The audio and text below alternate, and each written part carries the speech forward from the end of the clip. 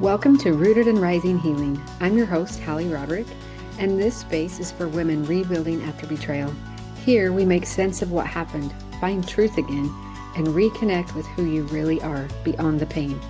Whether you're staying, leaving, or still in the middle, your story matters. Together, we'll explore truth, clarity, and the quiet courage it takes to rise from the wreckage of what was into the wholeness of who you're becoming. You're safe to be here. In the messy middle, in the rebuilding, and in the rising. Let's begin.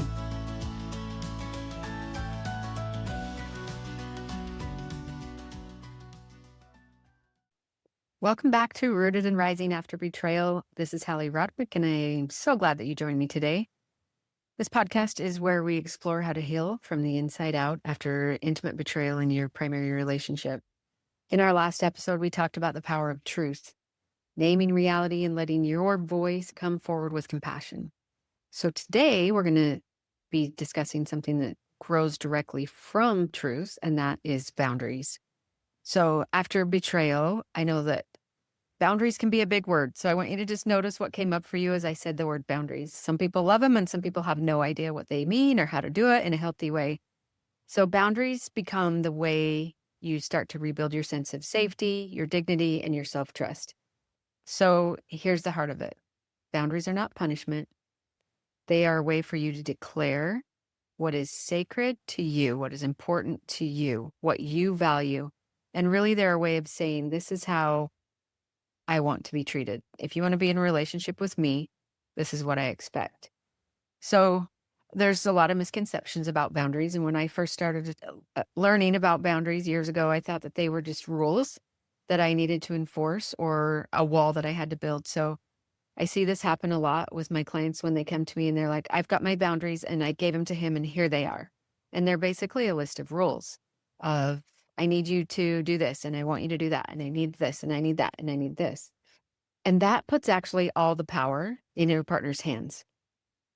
If you have boundaries and all they are is a list of rules or desires, and of course we want them, right? We want them to follow these rules that we have set for ourselves.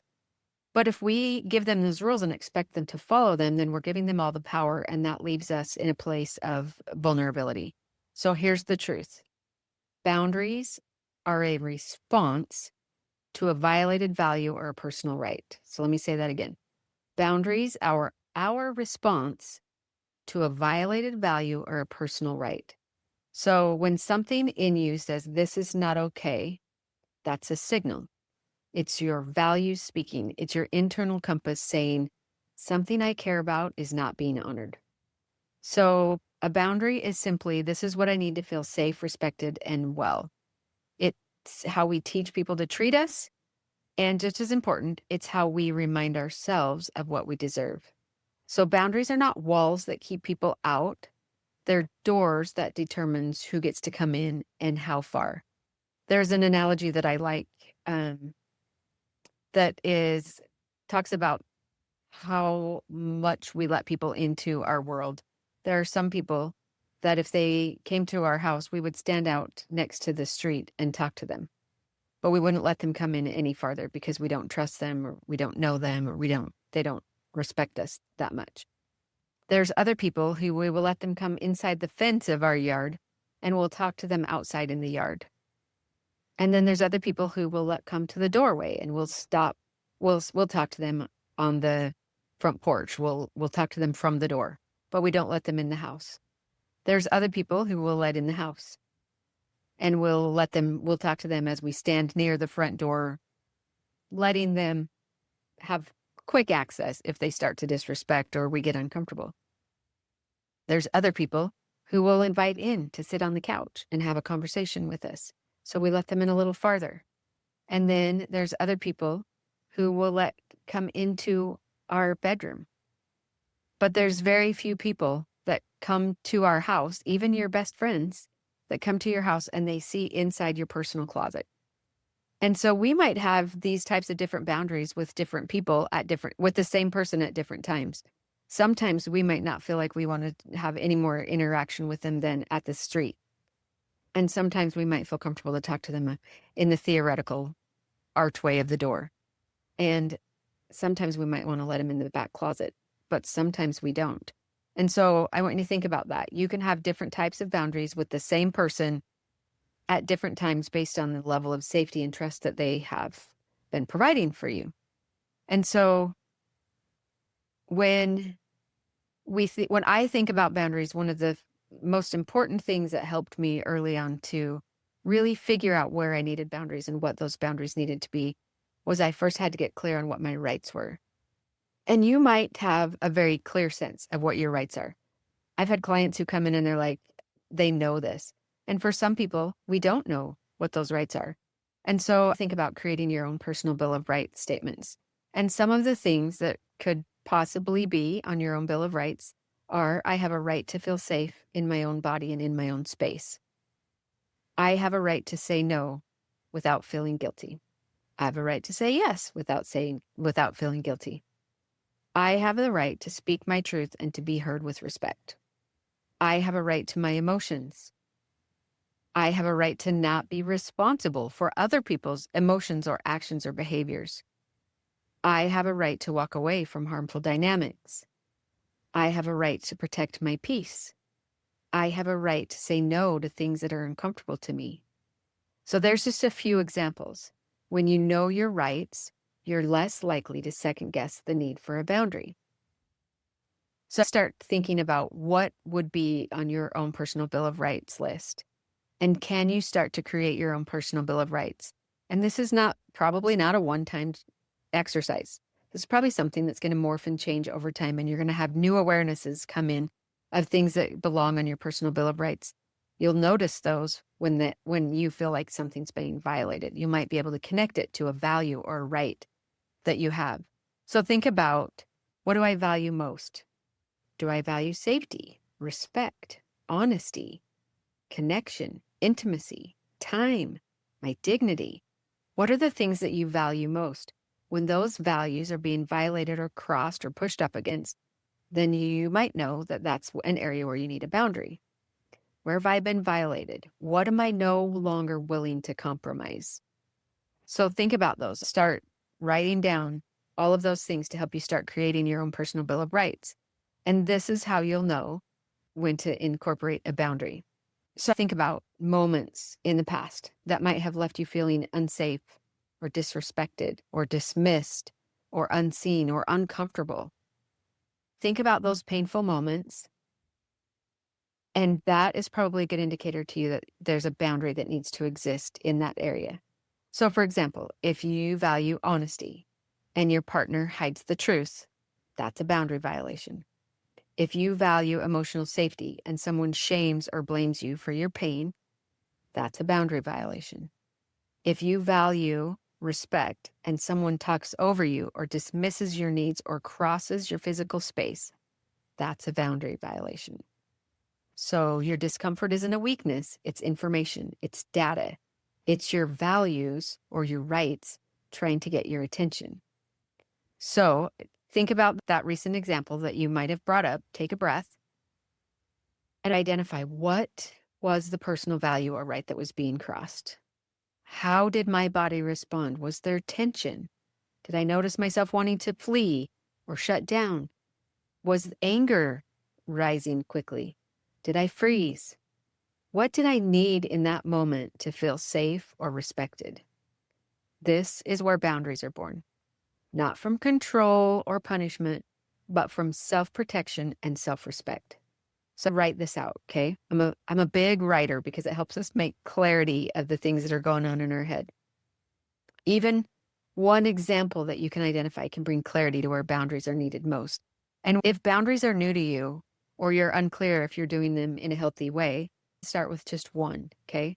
So sometimes the hardest part is knowing that you need a boundary. It's finding the words. So I'm going to give you a couple of examples of phrases that you might be able to use when you're honoring your rights and values without over-explaining. So that's something else. You don't need to over-explain.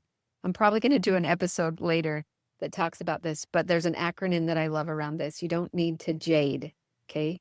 JADE is the acronym. J stands for justify, A is argue, D is defend, and E is explain. You don't need to justify, argue, defend, or explain why you're enforcing a boundary. You don't.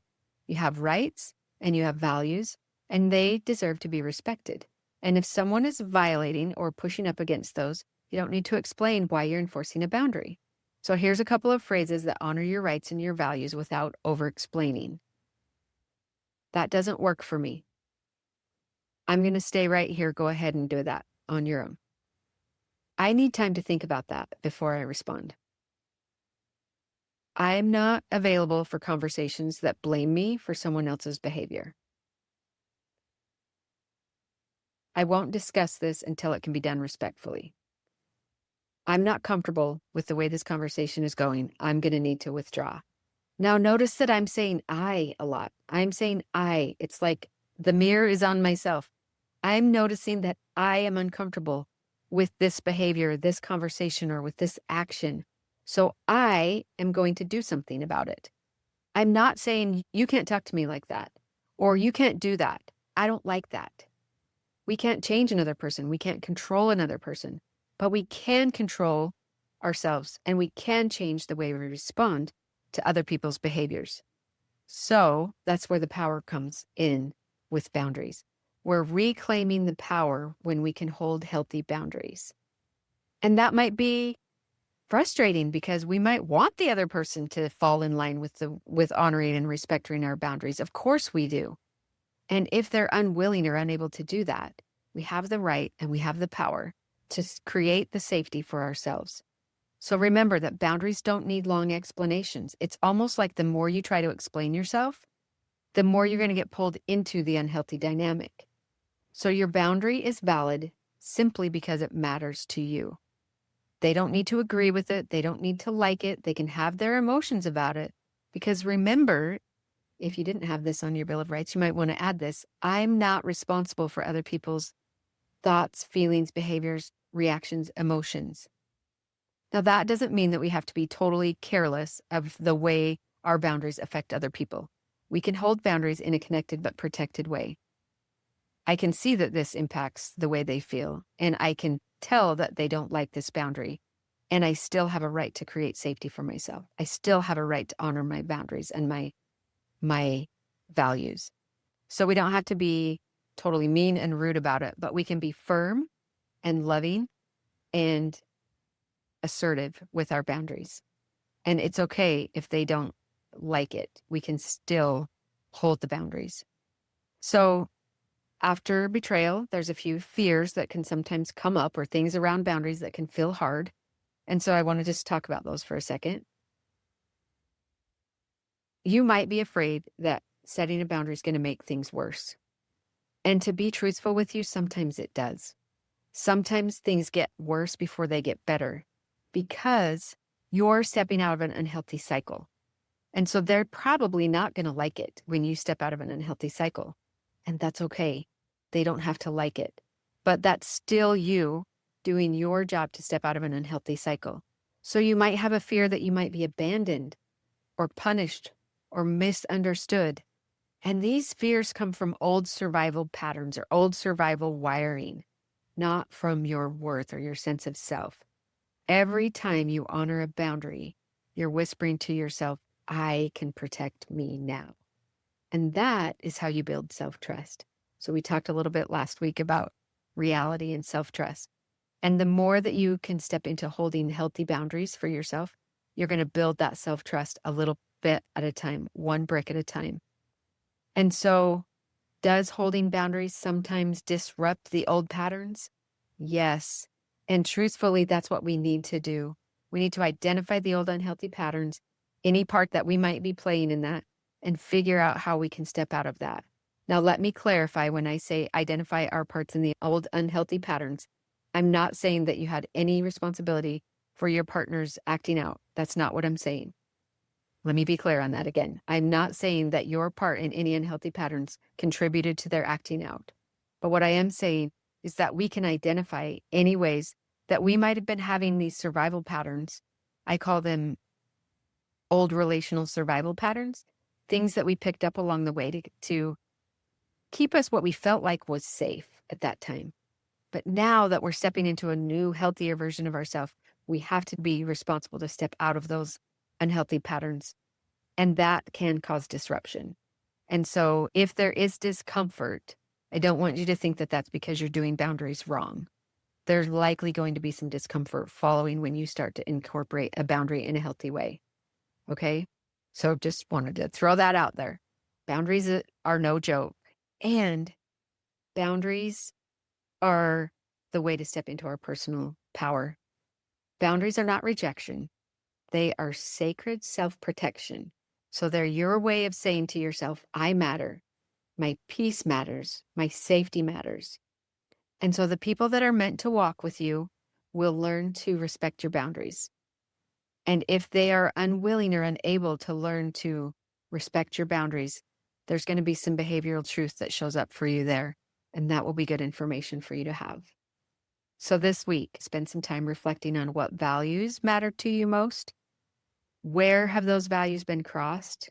What rights do you have that may not have been honored or respected? And how can you start to set one healthy boundary that will honor your rights or your values in a different way than you have in the past? Every boundary you hold is a step towards reclaiming your voice, your safety, and your power. I hope this has been helpful for you. I would love to talk more about boundaries with you, and I'm sure we'll do it in future episodes. And check my resources for upcoming workshops or past workshops on boundaries. I'm going to start diving into doing some courses and some workshops on healthy boundaries because I think they're that important. And I hope that you can join me in one of those future things where we can connect in person.